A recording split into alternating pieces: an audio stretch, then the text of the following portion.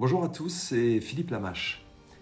Nous vivons une époque fabuleuse où il semblerait qu'il y ait plus de coachs que de pratiquants. Je constate d'ailleurs la même chose en développement personnel où des sages, des psychologues, des psychosages fleurissent de toutes parts. Chacun y va de sa science, fut-elle parfois folklorique, au détriment très souvent de réelles compétences. Mais finalement, l'essentiel, c'est peut-être que chacun trouve chaussure à son pied, le coach avec lequel vous êtes en harmonie. J'avais donc écrit un article il y a quelques années de cela sur comment savoir en 10 points si mon coach est bon. J'ai décidé aujourd'hui d'en faire une vidéo afin de partager avec vous mon analyse sur ce sujet. Premier point, votre coach doit appliquer ce qu'il enseigne. En effet, savoir et ne pas faire n'est pas savoir. Comment peut-on transmettre des théories, un style de vie, sans s'y conformer, sans le pratiquer? Celui-ci doit donc appliquer pour lui-même ses propres enseignements. Il doit être représentatif de ce qu'il prône. Vous avez pris un coach pour améliorer votre condition physique, votre esthétique, une ou des qualités physiques. Il est important que celui-ci ait un échantillon ou des échantillons sur lui. C'est un premier point qui en grande partie déclenchera la collaboration. Difficile d'avoir confiance en votre coach s'il ne fait pas lui-même ce qu'il vous dit de faire. Cette relation doit être basée sur la confiance. Avoir foi en son coach est une nécessité pour apprendre et évoluer. Deuxième point, votre coach doit être à votre écoute. Il ne doit pas être distrait. Il doit répondre à vos questions avec objectivité, patience et analyse. Le coaching est basé, pour une partie importante, sur l'analyse. Pour pouvoir vous faire évoluer, il doit comprendre votre fonctionnement, vos attentes, vos désirs, et ceci évolue de jour en jour. La réactualisation des programmes et de la façon dont il les gère à vos côtés est un des facteurs de réussite. Troisième point, votre coach doit s'intéresser à votre psychologie et à votre personnalité.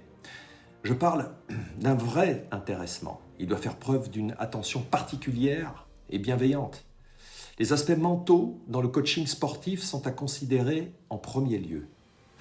Lorsque le coach a cerné dans les grandes lignes le profil psychologique, l'esprit de son élève, il saura alors l'amener très loin dans la réalisation de ses objectifs.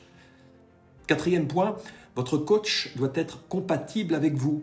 Cela semble essentiel d'être en harmonie avec votre coach, d'être au diapason. Vous devez quasiment vous aimer. Je parle là véritablement de respect et peut-être d'une forme d'admiration réciproque, vous l'aurez compris. Il est souhaitable de cultiver une confiance mutuelle.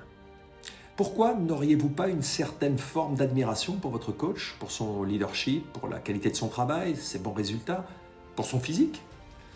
Et la réciprocité doit s'opérer évidemment. Le coach doit reconnaître les efforts produits, votre discipline, votre application, votre abnégation, l'enseignabilité dont vous faites preuve, la progression qui est la vôtre. Cinquième point, votre coach ne doit pas être médisant. Votre coach ne doit pas mal parler de ses élèves ou anciens élèves ou de ses collègues. Pourquoi c'est si important ? Parce que la médisance est contre-productive. C'est un sentiment erroné, négatif, qui n'a rien à faire dans vos séances de coaching. Sachez que votre coach médisant le sera forcément avec vous à un moment donné. C'est inévitable. J'entends des coachs parfois très critiques envers leurs collègues coachs et cela masque très souvent leur propre incompétence. Coach médisant égale coach incompétent. Sixième point, votre coach doit pouvoir répondre à toutes vos questions. Et cela sans botter en touche. Fais ce que je te dis, un point c'est tout. Vous ne pouvez pas vous satisfaire de cette attitude qui consiste à ne pas expliquer les choses. Vous devez absolument comprendre pour bien faire. Il doit systématiquement vous donner les réponses aux questions que vous lui posez. Ces explications doivent être claires et logiques. Comme dans tous les domaines, lorsque l'expert, si expert il y a, commence à vous noyer sous un langage d'initié, alors faites attention. C'est un coach qui a un problème avec la transmission du savoir et qui finalement préfère le garder pour lui. C'est une forme d'égocentrisme. Il aura des difficultés à vous enseigner et vous aurez des difficultés à le comprendre.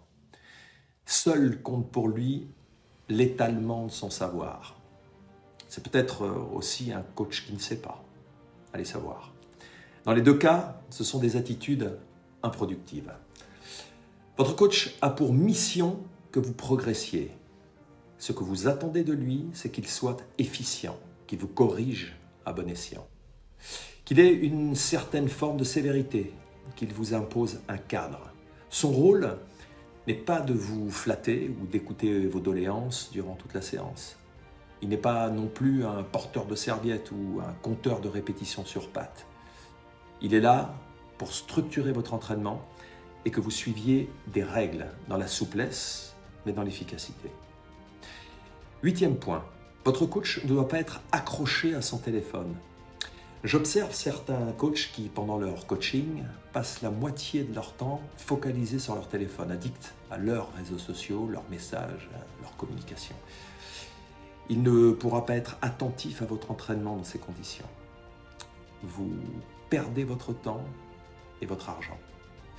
Il serait souhaitable également qu'il ne passe pas l'autre partie de son temps à parler à un entourage attractif ou à se regarder dans le miroir. Il doit être concentré sur votre personne. C'est la moindre des choses.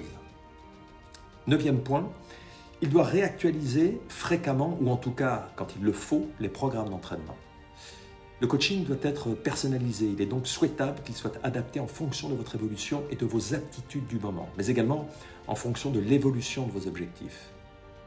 En dehors de votre programme base, il n'est donc pas exclu et même souhaitable qu'il modifie parfois même votre programme à la séance pour encore plus d'adaptabilité. 10e point, votre coach doit être reconnu par ses pairs. Choisissez-le avec une bonne réputation, reconnu comme ayant des résultats, quelqu'un de compétent, un expert en la matière. Bon, cela ne vous garantira pas forcément que vous soyez compatible avec lui, mais il a fait ses preuves, c'est déjà pas mal.